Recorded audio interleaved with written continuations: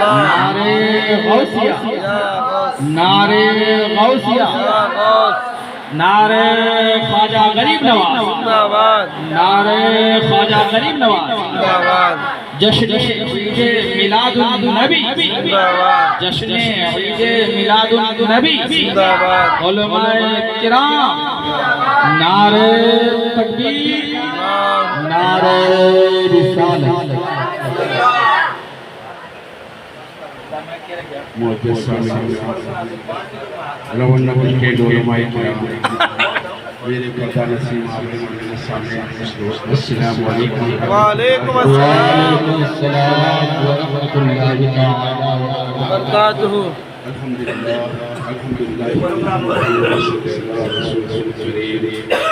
اما بعد اعوذ باللہ من الشیطان الرجیم بسم اللہ الرحمن الرحیم ان اللہ وملائکتہ یصلون علی النبی یا ایھا الذین آمنوا صلوا علیہ وسلموا تسلیما صدق اللہ العظیم وصدق رسولہ النبی الامین الکریم۔ وعدے توحید کے متوالے سمیع رسالت کے پریوان اولیاء امت کے جانساز خواجہ خواجگاں خواجہ کے نواز کے چاہنے والوں عاشقان رسول اور دیوانے اولیاء کرام عنوان دین کے ماننے والوں اور امت محمدیہ، میں نے خطبہ مسنونہ کے بعد جس آیت کریمہ کی تلاوت کا شرف حاصل کیا ہے، اس کا ترجمہ اور اس کے متعلق کچھ تفسیر بیان کرنے سے قبل ہم اور آپ بہتر سمجھتے ہیں کہ آقا نامدار، مدینوں کے تاجدار، ہم غریبوں کے غمگسار حضور سرور مکرم صلی اللہ علیہ وسلم کی مقدس بارگاہ میں غلامی کا ثبوت دیتے ہوئے عقیدت و محبت کے ساتھ بلند آواز سے درود شریف پڑھیں۔ اللہم صلی علی سیدنا مولانا محمد وبارک وسلم، الصلاۃ والسلام علیکہ یا رسول اللہ صلی اللہ تعالی علیہ وسلم، الصلاۃ والسلام علیکہ یا مکی اللہ، الصلاۃ والسلام علیکہ یا بندی اللہ، الصلاۃ والسلام علیکہ یا حسب اللہ، الصلاۃ والسلام علیکہ یا نور من نور سبحان اللہ وسلم۔ پیارے عزیز دوستو، میں نے خطبہ مسنونہ کے بعد جس آیت کریمہ کا تلاوت کا شرف حاصل کیا ہے، اس لیے کیا ہے کہ مبارک مہینہ سرکار کی آمد، سرکار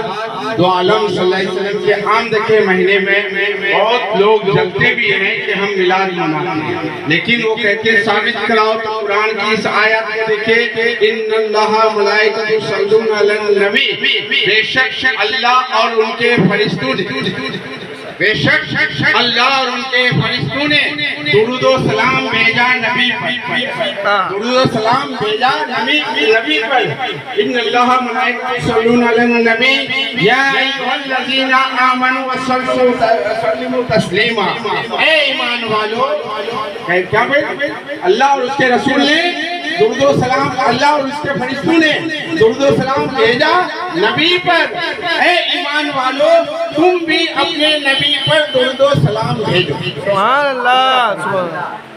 سبحان ترجمہ سرکار دو عالم صلی اللہ علیہ وسلم آمد کی خوشی میں آج بے شک یہ صاحب خانہ خوش نصیب ہوگا کہ محمد نور محمدی کا محفل سجائے ہیں، علماء کرام روانہ کے اسٹیج ہوئے ہیں، علماء کرام حاضر ہیں، مہمان رسول حاضر ہیں، صاحب خانہ حاضر ہے، بے شک یہاں بھی جو بھی ذکر ہوگا نبی کا ہوگا، خود ہی شاید فرماتے ہیں جہاں ذکر حبیب ہوتا ہے وہاں خود خدا بھی حبیب ہوتا ہے۔ حدود و جلتے بہت دن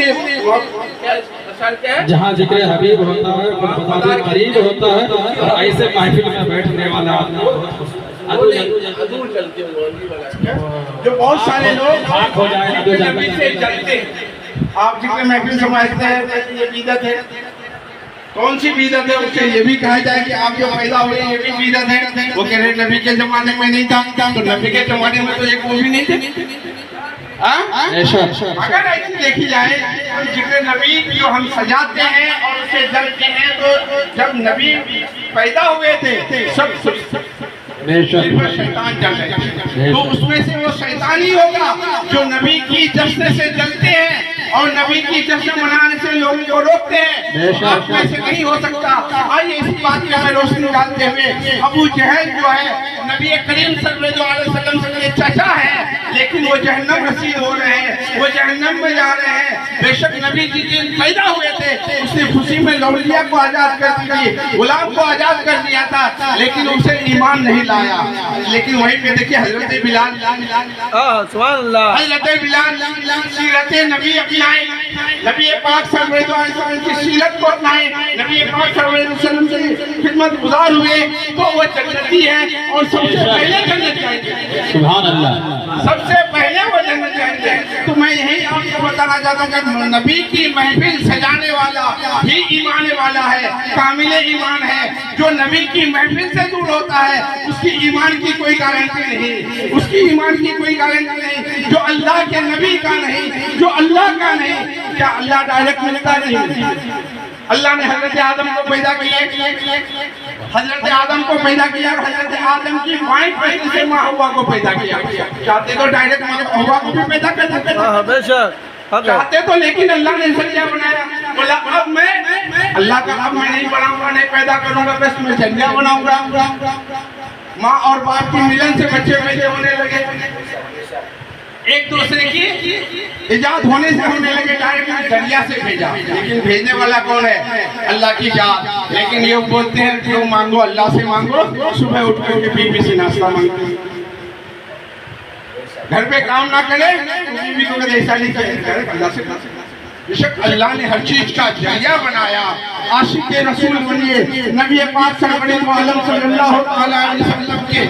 صلی اللہ علیہ وسلم سے محبت کیجئے۔ بے شک حضرت بلال حبشی نے نبی سے محبت کیے، نبی کی سیرت کو اپنایا تو وہ جنتی ہو گئے۔ آئیے میں آپ کو درود شریف سے محفل کی فضیلت بتاتا ہوں۔ نبی پاک صلی اللہ علیہ وسلم کا ایک بار کا واقعہ ہے، صحابہ کرام کو لے کر کے، صحابہ کرام کو ساتھ لے کر کے باہر میں، صحابہ کرام کو ساتھ میں لے کر کے باہر میں سوکھی روٹی پانی سے تناول کر رہے تھے، سوکھی روٹی پانیوں سے تناول فرما رہے تھے۔ اسی میں ایک مدھو مکھی آتی ہے، آپ سرور دو عالم صلی اللہ علیہ وسلم کے سر پہ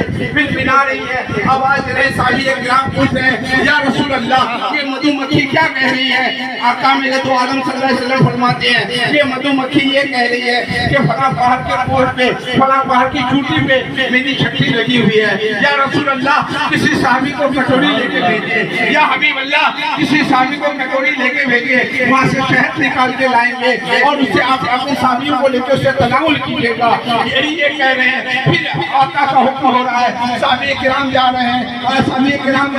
جا رہے ہیں، آگے آگے مدھو مکھی جا رہی ہے، مدھو مکھی جا کر کے چھکے پہ کہہ رہی ہے اے مدھو مکھیاں ہٹ جاؤ، اللہ کے صحابی آئے ہیں، رسول اللہ کے صحابی آئے ہیں، شہد نکالنے دو۔ ساری مدھو مکھیاں ہٹ جاتی ہے، صحابی اس کٹورے بھر کے شہد لے کر کے واپس آتے ہیں۔ پھر ہمارے نبی کریم صلی اللہ علیہ وسلم اور صحابہ کرام اسے تناول کرتے ہیں۔ پھر وہ مدھو مکھی آ کر کے سرکار کے سر پہ منا رہے ہیں، یا رسول اللہ یہ کیا کہہ رہے ہیں؟ یا رسول اللہ سرور دو عالم صلی اللہ علیہ وسلم کی بارگاہ میں پوچھتے ہیں، یار میرے نبی مدھو مکھی سے پوچھتے ہیں اے مدھو مکھی تو بتا یہ شہد تو بناتا کیسے، یہ شہد تو بناتا ہے کیسے؟ اے اللہ کے رسول سرور دو عالم صلی اللہ علیہ وسلم کہ ہم لوگ طرح طرح کے پھول کے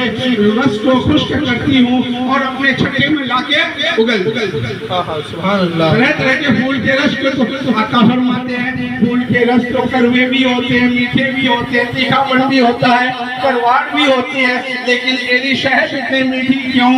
سبحان اللہ، تیری شہد اتنی میٹھی کیوں؟ وہ مدھو مکھی تڑپ کے بولتی ہے یا رسول اللہ صلی اللہ علیہ وسلم جب میں اپنے چھکے سے اڑان بھرتی ہوں تو آپ کے درود و سلام پڑھتے ہوئے جاتی ہوں، درود و سلام